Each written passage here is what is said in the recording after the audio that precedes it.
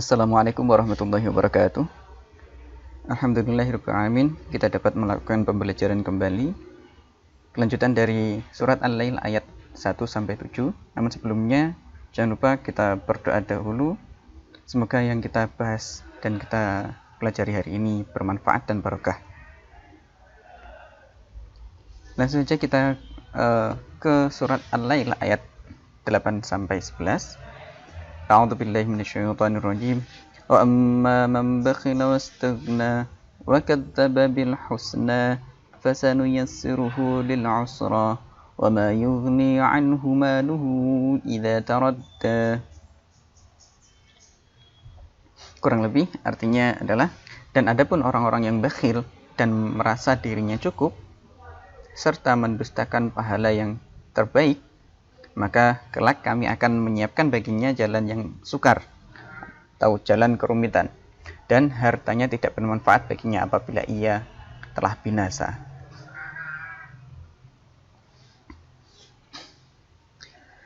Penjelasannya sedikit adalah wa amma man bakhila, dan barang siapa yang bakhil atau pelit dari hartanya, tidak mau menafkahkan hartanya, ya, wastagna, dan merasa cukup atau merasa tidak butuh terhadap Allah Subhanahu wa taala. Itu adalah istighna.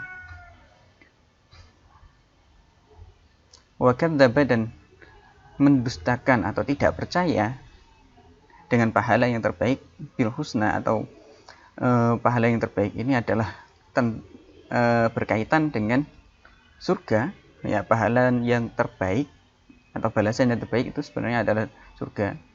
Jadi kalau sedekah jangan hanya mengharap imbalan harta yang lebih banyak dari yang kita sedekahkan, tapi kita kembali ke intinya, yaitu adalah pahala yang terbaik atau balasan surga, karena surga itu lebih baik daripada dunia seisinya. Fa sayanuyassiruhu lil 'usra. Jadi orang yang tidak percaya tadi dan merasa tidak butuh kepada Allah dan bakhil, maka kelak kami akan menyiapkan baginya jalan-jalan yang sukar. Fasanuyasiruhu, dan ini maksudnya adalah memudahkan kepada jalan-jalan yang buruk. Ulser ini adalah keburukan-keburukan itu akan semakin mudah, semakin mendatanginya. Kenapa kok di sini diartikan sebagai jalan yang buruk? Karena adalah usr, ya, keburukan itu adalah usr atau susah atau rumit. Sebenarnya kalau kita memilih jalan yang baik, itu sebenarnya lebih mudah daripada jalan-jalan yang buruk. Jalan-jalan yang buruk itu adalah rumit. Cuman memang tabiatnya manusia bukan tabiat juga, ya, karena memang dorongan dari hawa nafsu dan bisikan setan itu selalu mengajak ke hal-hal yang buruk, sedangkan padahal sebenarnya ada hal yang buruk itu adalah hal yang susah atau rumit, ya. Nah, orang-orang yang berada pada jalan yang buruk itu nanti balasannya juga adalah di neraka. Wa ma yuni anhu maluhu idza taradda. Dan kita perlu ingat bahwasanya harta yang kita kumpulkan dan yang kita miliki sekarang itu tidak akan bermanfaat bagi kita atau tidak memberikan kegunaan bagi kita ketika kita sudah dikembalikan, idza taradda, ketika kita dikembalikan kepada Allah atau kita telah binasa.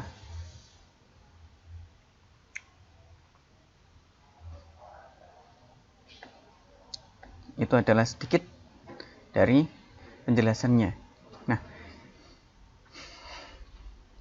selanjutnya adalah isi kandungan hadis riwayat Muslim dari Jabir.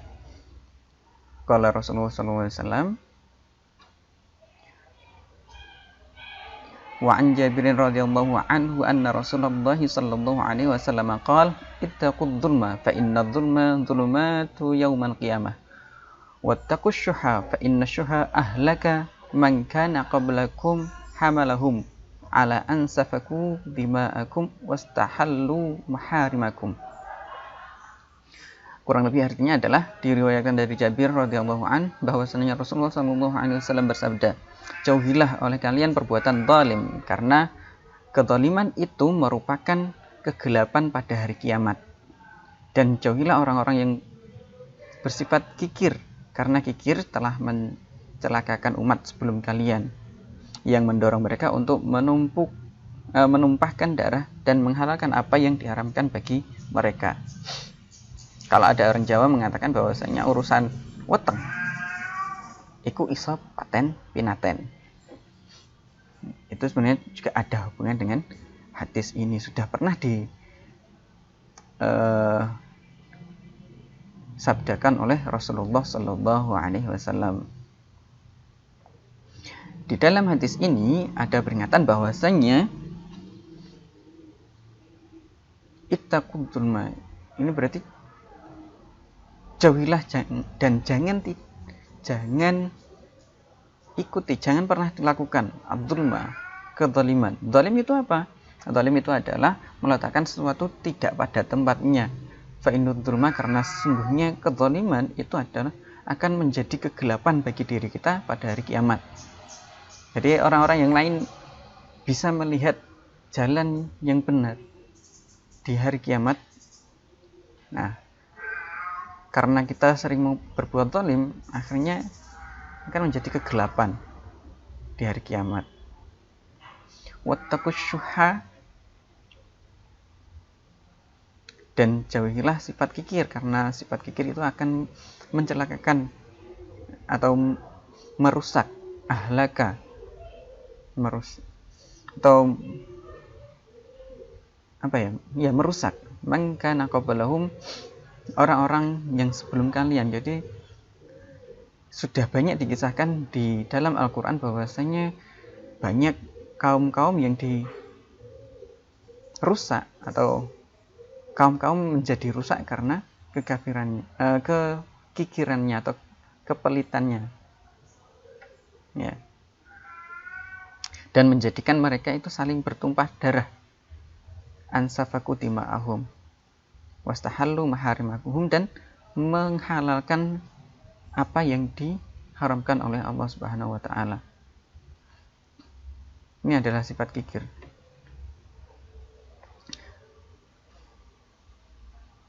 Jadi orang yang kikir itu akan mengakibatkan bisa mengakibatkan pertumpahan darah. Dan orang-orang itu menghalalkan apa yang diharamkan oleh Allah Subhanahu wa taala. Kita lihat kembali, ittaqud dzulma. Dzulma itu lawan katanya adalah adil. Adil itu adalah menempatkan sesuatu pada tempatnya. Menempatkan sesuatu pada tempatnya itu bukan berarti memberikan hal yang sama kepada setiap orang. Karena kadang orang kecil butuhnya kecil, kalau orang besar kebutuhannya besar. Itu adalah hal yang sangat wajar, dan itulah keadilan. Jadi bukan kalau kecil diberikan sama dengan yang besar, bukan, itu berbeda. Dan penjelasan selanjutnya adalah wattaqus syuha fa inna syuha ahlaka man kana qablakum. Nah, sifat kikir itu bisa mengakibatkan orang bertumpah darah. Bagaimana maksudnya? Ketika kita lihat keadaan saat ini, dan kita mungkin pernah dengar berita tentang pembegalan, perampokan, dan sebagainya. Nah, itu sebenarnya adalah banyak dari motifnya atau penyebabnya yang mendorong mereka melakukan pembegalan dan sebagainya itu adalah motif ekonomi. Nah, ketika kita mungkin ya sebagai orang yang kaya, semoga kita jadikan oleh Allah sebagai orang kaya dan dermawan. Ketika ada orang yang kaya itu banyak menyimpan harta mereka, ya, yang paling ringan saja itu adalah yang paling kecil, ya, yang paling wajib itu adalah membayar zakat. Insya Allah dengan zakat itu akan mengurangi pertumpahan darah, karena yang miskin merasa terbantu oleh yang kaya. Nah, itulah adalah kenapa kok sifat kikir itu bisa mengakibatkan pertumpahan darah. Wastahallu maharimakum, dan itu jelas yang namanya pembegalan, perampokan itu adalah sesuatu yang diharamkan oleh Allah. Nah, inilah bahayanya sifat kikir. Maka jauhilah sifat kikir. Insya Allah kehidupan akan semakin indah. Kita lanjutkan doa kita agar tidak melakukan kezaliman. Rasulullah SAW mengajarkan dengan doa ini. Bismillahirrahmanirrahim. Allahumma inni a'udzubika an adilla wa udhal, au azilla au uzal, au azlima au uzlam, au ajhala au yujhal alayya. Nah, itu adalah doa Rasulullah SAW tentang, ya Allah,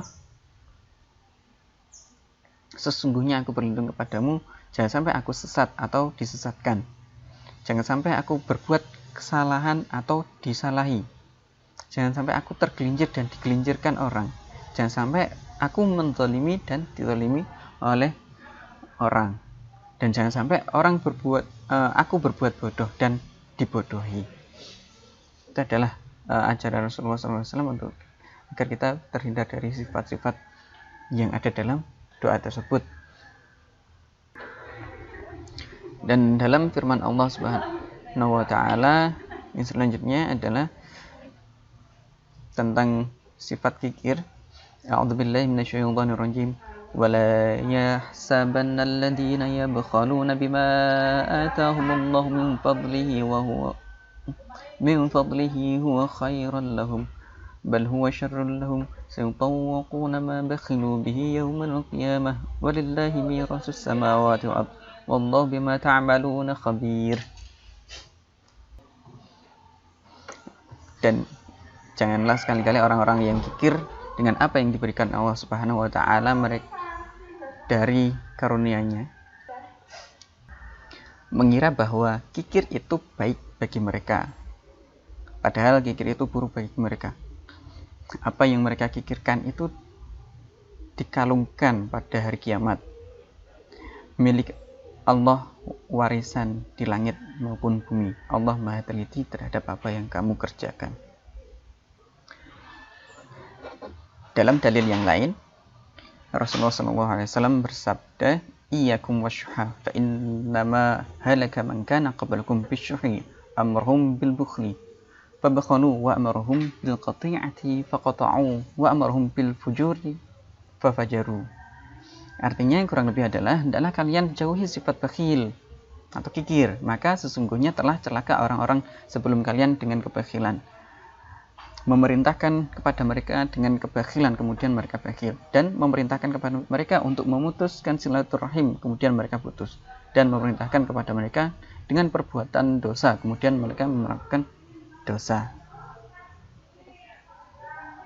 Itu adalah kikir. Banyaknya kikir akan merusak tidak hanya kehidupan kita, kehidupan sosial masyarakat, juga kehidupan keluarga. Bisa memutuskan silaturahim. Itu adalah kikir. Nah, sekarang bagaimanakah sifat kikir itu? Yang perlu dijauhi adalah kikir tidak hanya berupa harta. Orang bakhil itu tidak hanya bakhil harta saja, ya. Tapi kita perlu ingat bahwasanya Rasulullah SAW pernah bersabda juga, kira-kira begini, yang sering disampaikan di khutbah Jumat juga, al-bakhilu man idza dzukirtu 'indahu falam yusalli 'alaih. Ketika disebutkan nama Rasulullah SAW dan mereka tidak bersolawat atau tidak mengirimkan salawat kepada Nabi Muhammad, maka itu adalah termasuk orang-orang yang bakhil. Bakhil secara agama, bakhil secara sifatnya, tidak secara harta. Kenapa hal itu juga disebut dengan bakhil? Karena ketika kita didengarkan nama Rasulullah SAW, kita hanya diperintahkan untuk menjawab sholli alaih atau Allahumma sholli alaih. Hanya mengucap seperti itu saja kita tidak mau, apalagi dengan perbuatan atau yang lainnya. Nah, itulah contoh bakhil yang tidak dalam berupa harta. Termasuk orang yang mungkin mempunyai waktu untuk sholat tapi tidak mengerjakan sholat, itu juga bakhil. Bakhilnya tidak hanya kepada manusia tapi juga kepada, bahkan itu bakhil kepada Allah Subhanahu wa taala. Makanya sholat itu sangat penting menjadi tolak ukur akhlak seseorang. Demikian, semoga penjelasan hari ini bermanfaat dan barokah. Assalamualaikum warahmatullahi wabarakatuh.